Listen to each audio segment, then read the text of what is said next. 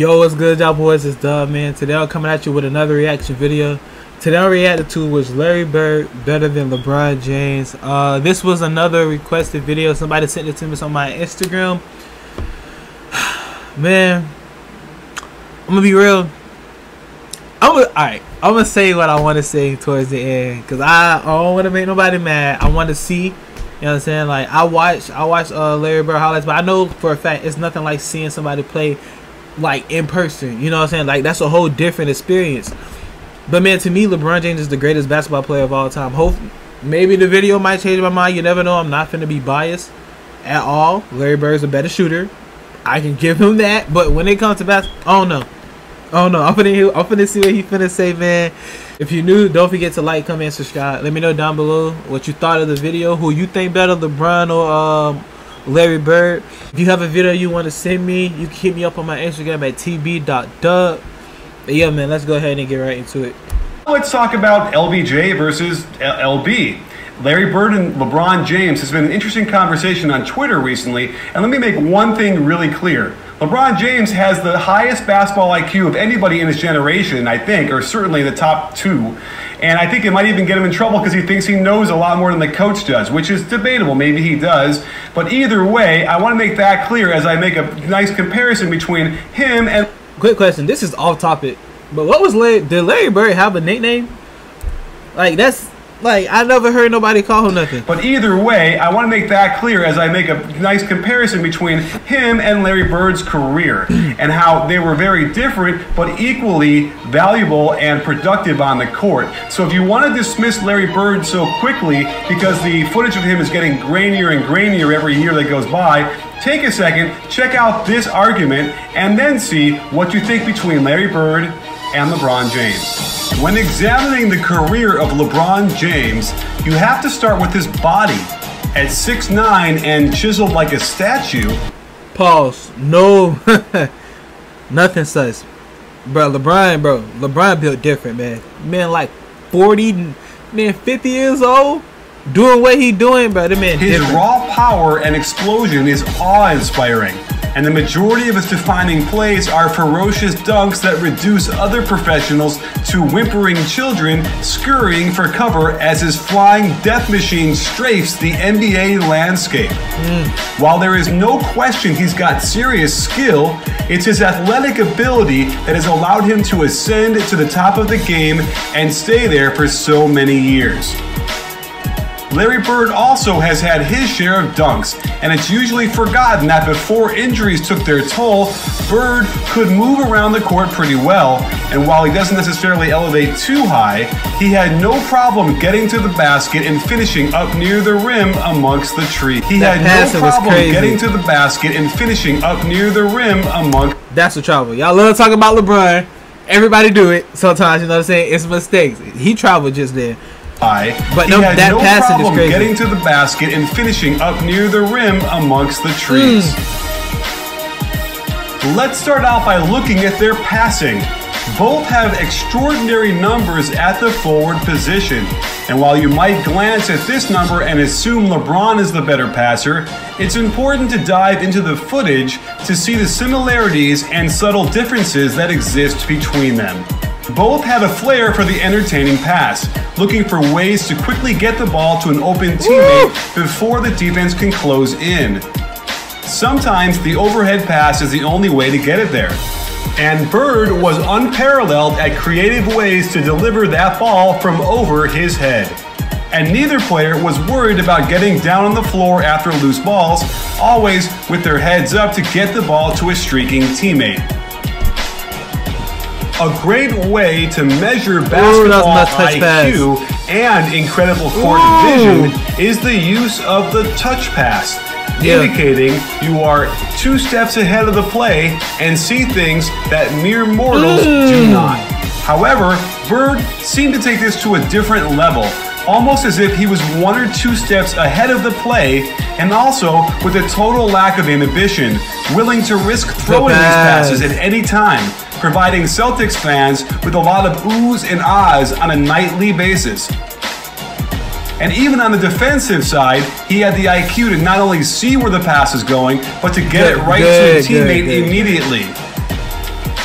From the post, they both had a flair for finding openings in unconventional ways, but Bird gets the edge here for sheer volume of post-ups, something he got the opportunity to do much more often in the low post-heavy 80s. Both LeBron and Larry could thread the needle better than just about anybody else in the league, with a brilliant mixture. Y'all don't understand, bro. Even if you out there, you think that you can do, bro. Those type of passes, a bounce pass, bro. Getting it to, bro. These type of passes are hard to do. Larry could thread the needle better than just about anybody else in the league, with a brilliant mixture of both touch, accuracy, and power.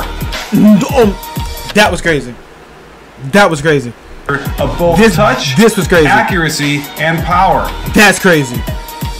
And LeBron's immense strength allowed him to make long, down-court passes right on the numbers, be it an overhead bounce pass from 35 feet or even 60 feet, or a full-court baseball pass right in the hands.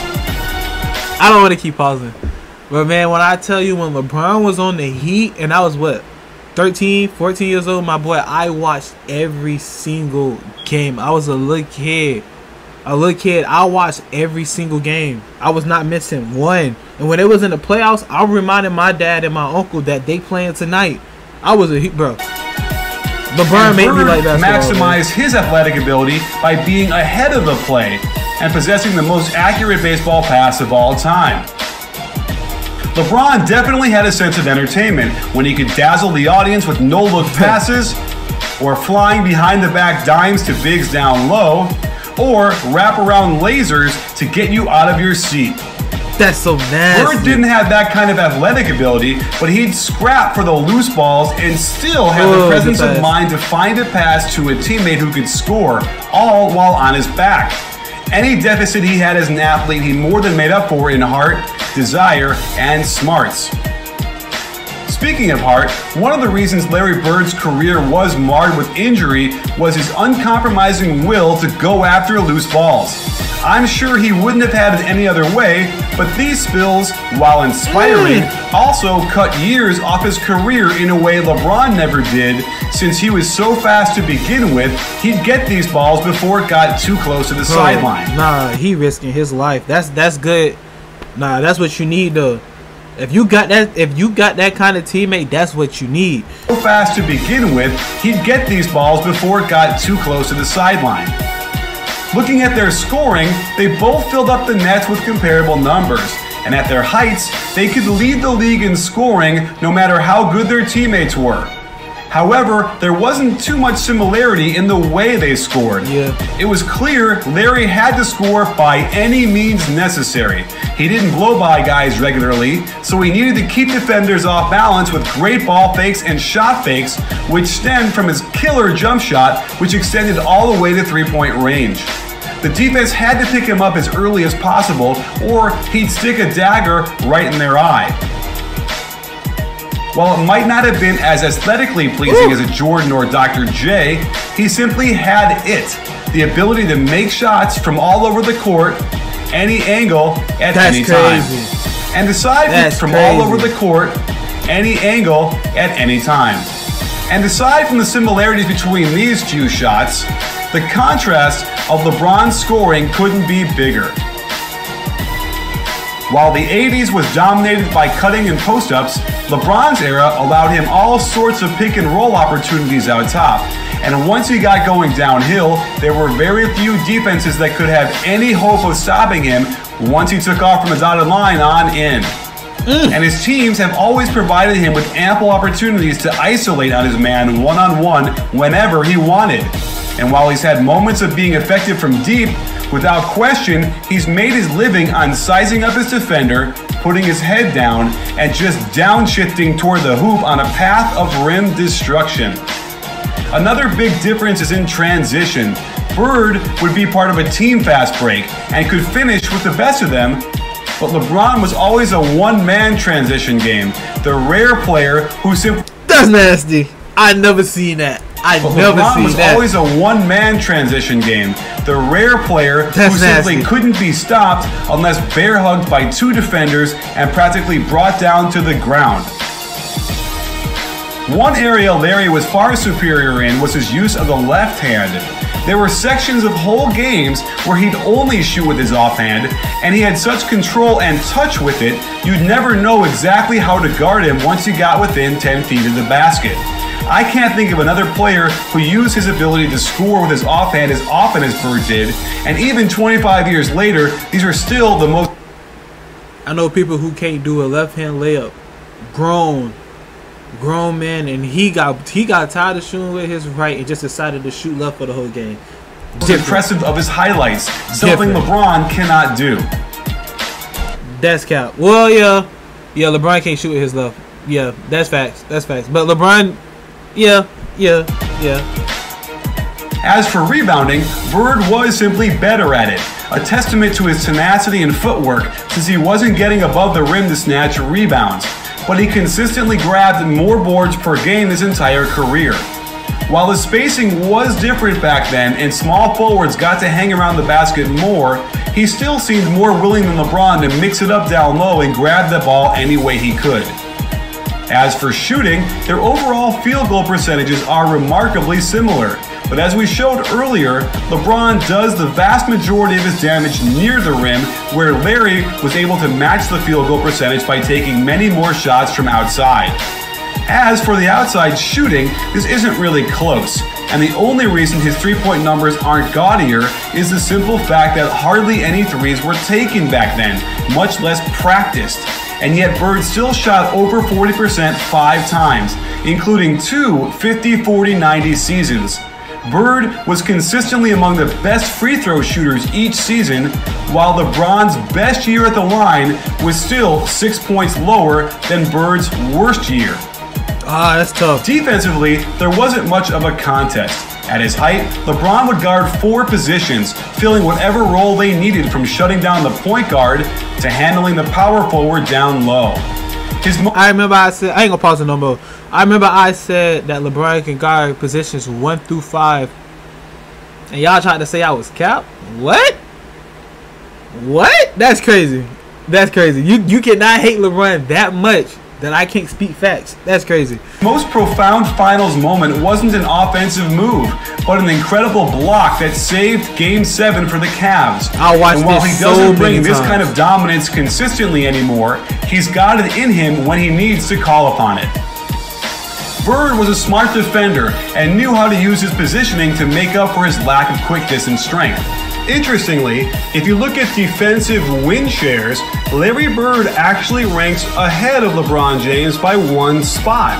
And that's because all of this basketball genius we saw on the offensive end translated to the defensive side of the ball as well. And when he was young and healthy, he made some plays that might, just might, remind you of some of the things we saw LeBron do. His quick hands allowed him to strip the ball, and in fact, he averaged the same amount of steals per game that LeBron does now. He was in the average to a little above average rank on defense, and when coupled with his elite offensive production, his overall impact on the game was still remarkable.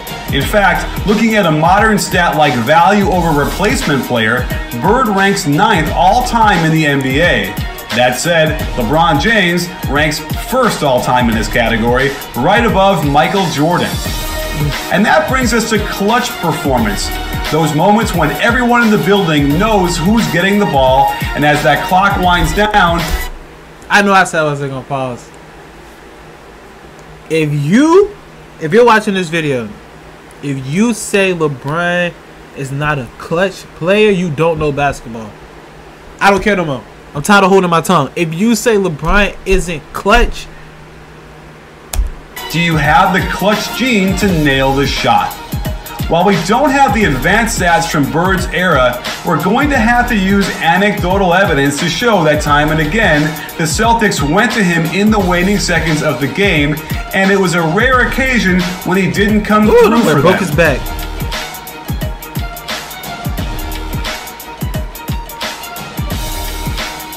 At the very least, there was never ever a time when Bird was afraid to shoot the ball in those pressure situations. I know, guys, this is a good video, but I already think this, without having evidence, bro, Like, I don't really think this is a good argument for LeBron or Bird. You know what I'm saying? Just because, like, you looking up his game winners. It's not the game misses. You know, like how many he missed and all that. Like, it's not on document, like he said. Like, I don't know about that one. He would inevitably find some way to get open. Remember, they would hardly ever run a straight isolation out top and have him create off the dribble. Bird would flash open, find some sort of sliver of daylight, and get the jumper off. Again, these were moments when going to the basket wasn't preferable because the referees would definitely let the players decide these games. Foul calls were hard to come by. So it made more sense to do your best to get off a clean look from the outside.